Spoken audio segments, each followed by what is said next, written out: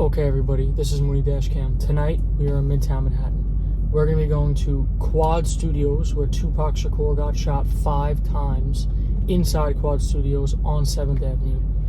We're going to go into all the conspiracies around the situation and some newer developments in the story. So let's flip this around and get into it. Alright, we're starting off on 3rd Avenue. The address that we're heading to, blowing the light to start the video. Let's go, that's a good start. The address that we're heading to is 723 7th Avenue. That is the address of Quad Recording Studios.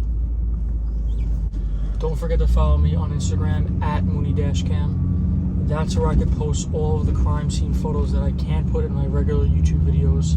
So you can always go there and check them out. And I post in there daily anyway. Also, don't forget to leave suggestions for future videos in the comments. I very much appreciate that. And hit the notification bell so you guys know exactly when I post a new video. What's up? I don't, sorry man. A guy just asked me for a lighter for a joint. And that's him in the U-Haul right there, fun. Alright, so it's Wednesday, November 30th, 1994. 23-year-old Tupac is recording a song with Ron G for free as a favor.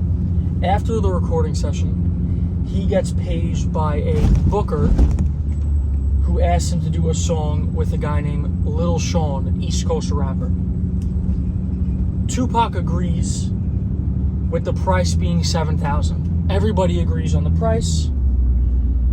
We're dealing with this fun situation of my GPS not knowing where I am. As I mentioned in the previous video, that whenever you're in the city, your GPS doesn't know where you are. Which is so much fun. No lefts for trucks? Oh, fuck you. What does that even mean?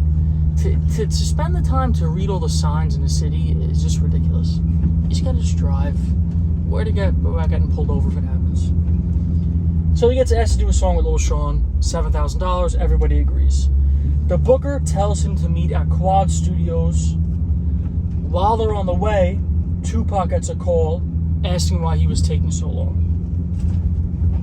Gets called again, saying they don't have the money to pay Tupac, and they told him no recording with Tupac unless he gets paid. One more call saying that Uptown Entertainment would pay the recording fee. So at 12:16 a.m., Tupac and his crew, who consisted of Freddie Moore, his manager, Zayd Turner, Randy Stretch Walker, his friend, big dude, 6 foot something, giant dude, tough looking guy, and his half sister, Sakiwa. I hope I'm pronouncing that correctly. They end up at a parking garage at 148 West 48th Street. This is St. Patrick's Cathedral to the left. Very, very famous church.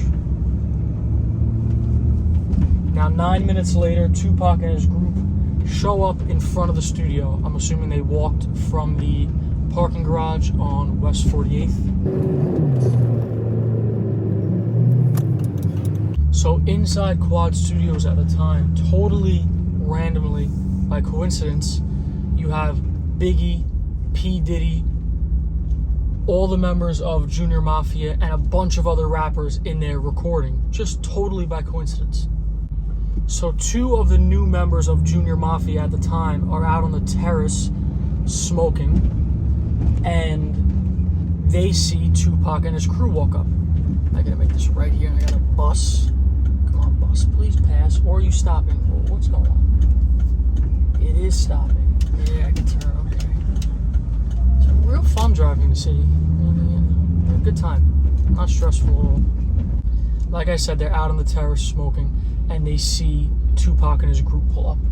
And they yell down from the terrace, "Yo, Tupac, come around the corner, come to the front, we'll meet you at the entrance of the studio." Now, Lil Cease and Nino go inside, and they tell Biggie and P. Diddy, "Yo, Tupac's here." And they're like, no way, go downstairs and meet him.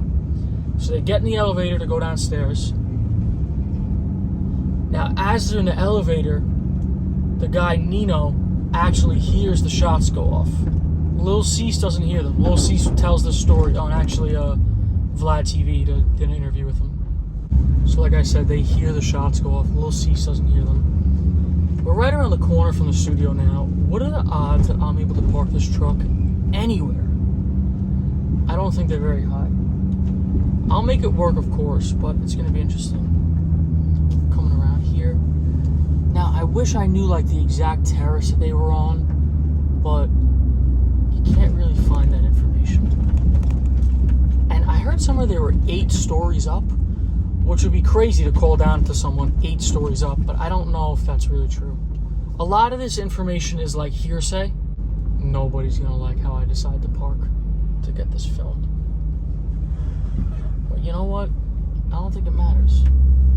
I don't think it matters. Yeah, so we're like pretty much in Times Square. Now the Quad Studios entrance is right here pretty much to the left. So we're stopping here. That's it. You pull over where you can.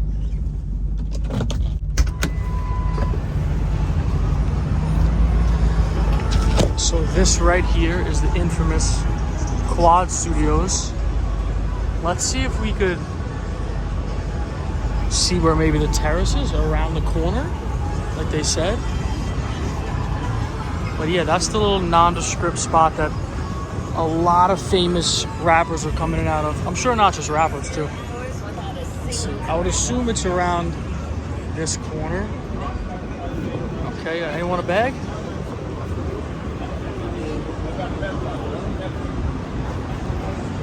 If there's a terrace, it's behind this billboard. So, yeah. I don't think I'm getting anything from there. But,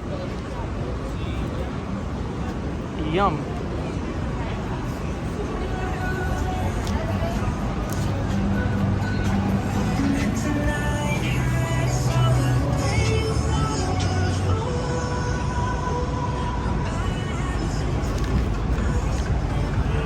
Gotta stay. Oh, say hi to the truck, by the way. We gotta stay by because you can't get ticketed, you know? They're on us out here. But Tupac's group walks up. They see the 2 men by the elevators wearing army fatigues, which is typical Brooklyn gang attire. So they're a little bit questioning that. And then even more, they see a guy hiding his face behind a newspaper, kind of peeking out, like a movie, like looking what's going on over the newspaper, all creepy like. So they walk it anyway, they get buzzed in, they walk towards the elevator, and they get ambushed by the 3 guys. 2 of them pull out identical 45 caliber handguns. I'll show you a diagram of the inside of this place. It's pretty interesting. You know, let's get up to the doors here, because it goes in to the right. So this kind of happened like right back there. Not directly here, but right around this corner to the back is the elevators.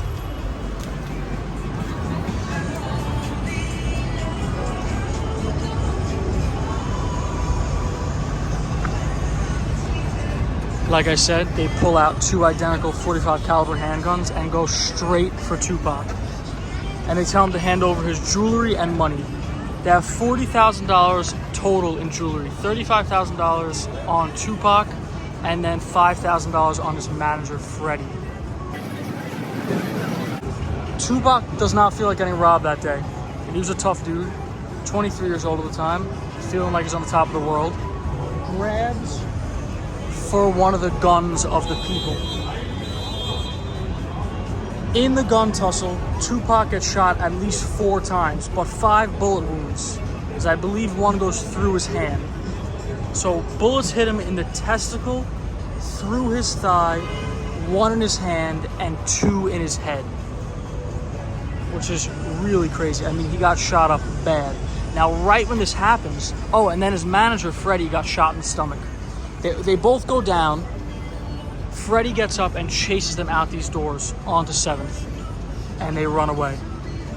Right as this is all happening, Lil Cease comes out of the elevator, and the guys point the guns at him and say, go back upstairs, go back in the elevator. And they see everyone laid out. They go back up, and they tell everybody, yo, Tupac just got robbed down there. And they're like, no way. So Biggie's like, all right, let me go deal with this. And he goes downstairs. That's Lil Cease's story. There's other versions of the story also.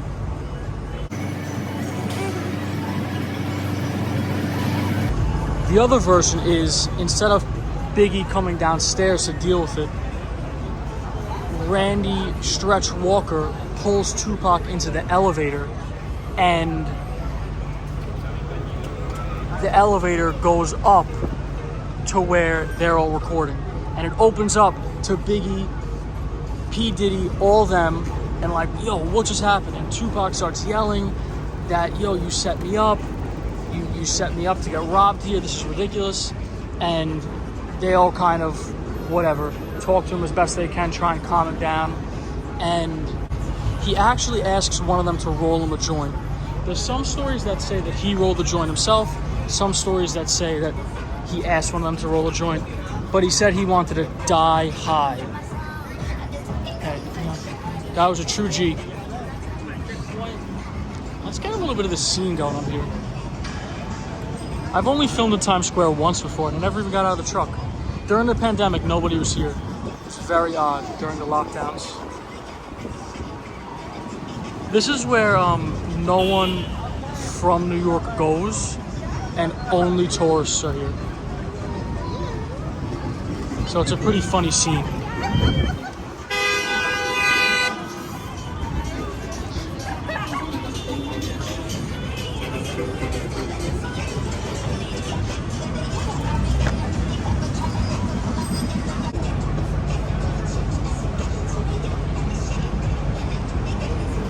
Okay, one last look. You know what I should do since I'm here? Yeah, I should do it. I just have to. Let me put my book down.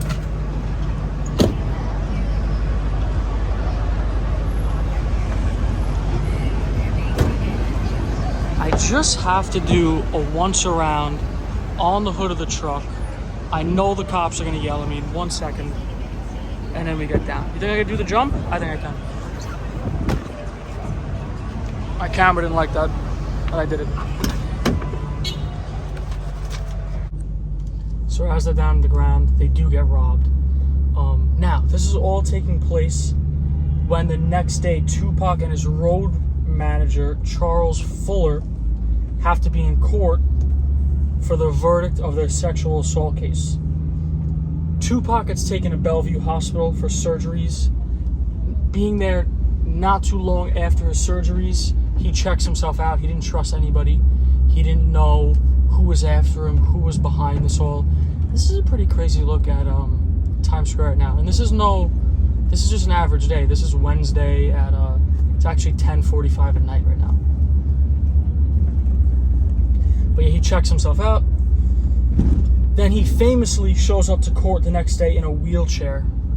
He actually only got 3 counts of sexual assault. He was found innocent on 6 other charges. Now, this shooting forever changed the relationship between the East Coast and West Coast rappers, because Tupac did not know who did this. He didn't know if Biggie set him up. He didn't know if it was his friend Randy. He didn't know who to trust. It put a rift between East Coast and West Coast for a long time. It's the reason why Biggie and Tupac are both not here now. So Tupac ended up landing on the fact that he thought Randy Stretch Walker was the one that set him up, because when the guns got pulled, he kind of stepped aside and didn't do anything, and he should have been there for Tupac. And then Randy Stretch Walker said in an interview, he's like, yeah, I'm a big dude, but they had guns. Like, what was I supposed to do? Which makes sense at the time, but then we find out this. One of these self-confessed shooters, Dexter Isaac, a couple years before he died, Jesus, these cars, did an interview that, and said that it was a setup by Randy Walker. That Jimmy Henchman, a record executive, who's actually now serving 50 years in jail for getting another guy killed in another rap beef. He paid Randy $2,500 to tip off and plan this whole shooting and set up the whole thing, and then promised him a brick of cocaine to get it all done. Now, you don't know who to believe. Everybody tells the story a little bit differently, so I'm sure in the comments you guys can say, no, it happened this way, it happened this way. I'm not claiming I know the full truth. I just tried to go by who was like actually there and go by those stories. So hope you enjoyed my rendition of the story. If you didn't, it's fine. Leave a comment, tell me to go fuck myself, I don't care. But either way, hope you enjoyed. See you in the next one.